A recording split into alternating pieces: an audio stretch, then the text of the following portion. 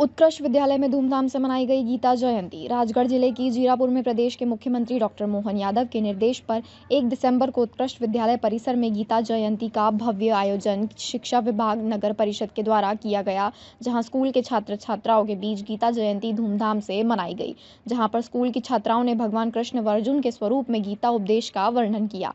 वहीं छात्राओं के द्वारा राधे कृष्ण की आकर्षक झांकियां सजाई गई। संदीपनी गीता स्वाध्याय मंडल के द्वारा संगीतमय गीता पाठ किया गया। कार्यक्रम में जनप्रतिनिधि, प्रशासनिक अधिकारी, कर्मचारी, संतगण, बड़ी संख्या में छात्र छात्राएं व पत्रकारगण उपस्थित रहे।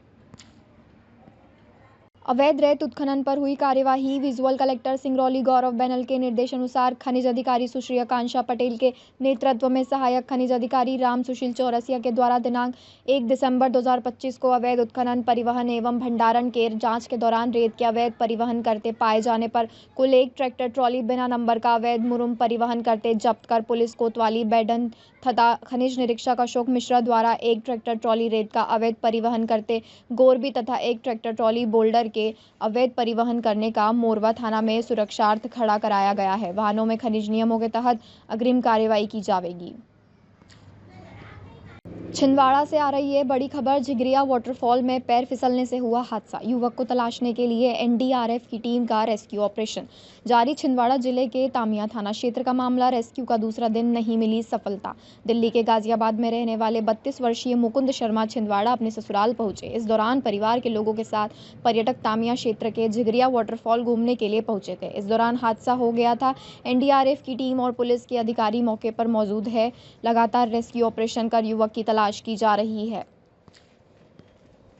नीमच जिले ने रचा इतिहास। समय से पहले 100% एसआईआर फॉर्म डिजिटाइजेशन पूरा कर देश के चुनिंदा जिलों में शामिल।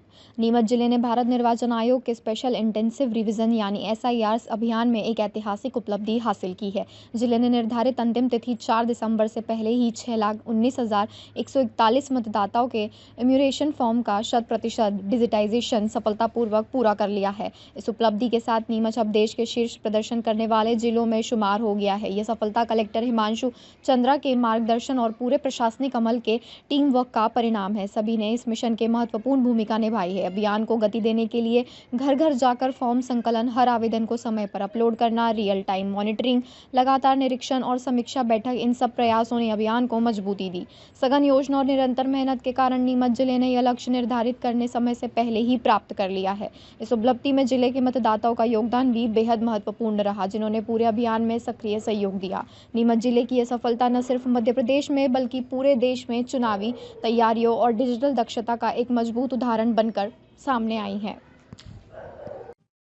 तीनों विधानसभा के रजिस्ट्रीकरण अधिकारी और सहायक रजिस्ट्रीकरण अधिकारी, इसमें मास्टर ट्रेनर्स, उनके जो बीएलओ के जो सुपरवाइजर है, सभी बीएलओ और बीएलओ के सहयोग के लिए भी स्थानीय स्तर पर पटवारी, रोजगार सहायक, सचिव, आंगनवाड़ी कार्यकर्ताओं, इन सब लोगों का माध्यम से जो है पूरा एसआईआर का काम किया। और निश्चित रूप से हम लोगों ने समय से पहले जो है गणना पत्रकों का संग्रहण करके और उनका डिजिटाइजेशन का काम पूरा 100% किया और निश्चित रूप से उसमें हमारी टीम ने बहुत अच्छा काम किया है। और इसमें कलेक्टर महोदय का भी निरंतर समीक्षा होती रही और यही कारण रहा है कि हम लोग बहुत अच्छी स्थिति में हैं। और आगे भी इस संबंध में जो एसआईआर के अगले जो चरण है उस पर भी अभी हम लोग और काम कर रहे हैं। कुछ और नो मैपिंग से संबंधी और कुछ मतदाता बचे हैं, तो उसका भी हम लोग मैपिंग का काम कर रहे हैं। तो निश्चित रूप से हम लोग जो है नीमच जिला कलेक्टर महोदय के निर्देशन में बहुत अच्छी स्थिति में और काम करेगा।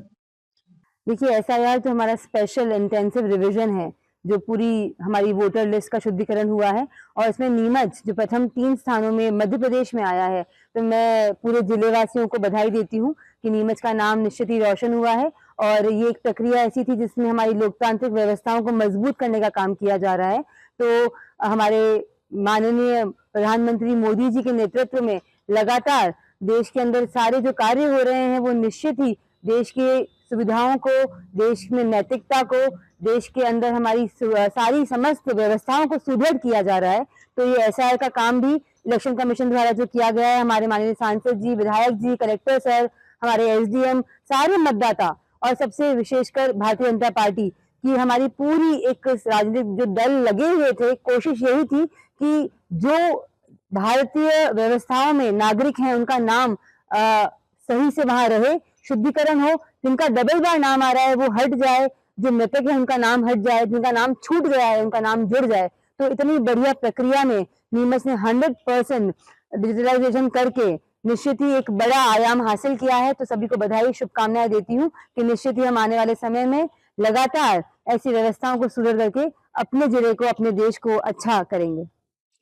रीवा के संजय गांधी अस्पताल में शनिवार शाम एक वार्ड बॉय ने अपनी 1 महीने की रुकी हुई सैलरी न मिलने पर खुद पर पेट्रोल डालकर आत्महत्या की कोशिश की। वार्ड बॉय राहुल सोंदिया ने अस्पताल परिसर में हंगामा करते हुए जान देने की धमकी दी। हालांकि सुरक्षा गार्डों ने उसे समय रहते पकड़ लिया, जिससे बड़ा हादसा टल गया। घटना के बाद कंपनी मैनेजर ने उसके खाते में सैलरी डाल दी है। शाम होते ही अस्पताल परिसर अचानक चीख पुकार और भगदड़ से गूंज उठा। Ward boy Rahul Sondiya petrol की बोतल लेकर परिसर में पहुंचा और सबके सामने खुद पर पेट्रोल उंडेलते हुए चिल्लाया, मेरी सैलरी दो, नहीं तो मैं जान दे दूंगा। इस नज़ारे से मरीजों के परिजन, गार्ड और अस्पताल स्टाफ घबरा गए।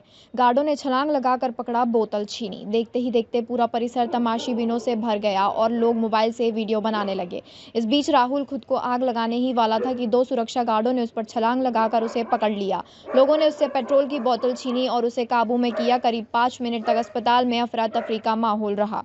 कंपनी पर लगाया सैलरी रोकने का आरोप। राहुल का आरोप है कि वह एजाइल कंपनी के माध्यम से अस्पताल में काम करता है। अक्टूबर की सैलरी सभी को मिल गई, लेकिन उसकी सैलरी नहीं दी गई। उसने कई बार कंपनी और अस्पताल प्रबंधन से शिकायत की, लेकिन कोई सुनवाई नहीं हुई। इसी मानसिक तनाव में उसने यह आत्मघाती कदम उठाने की कोशिश की।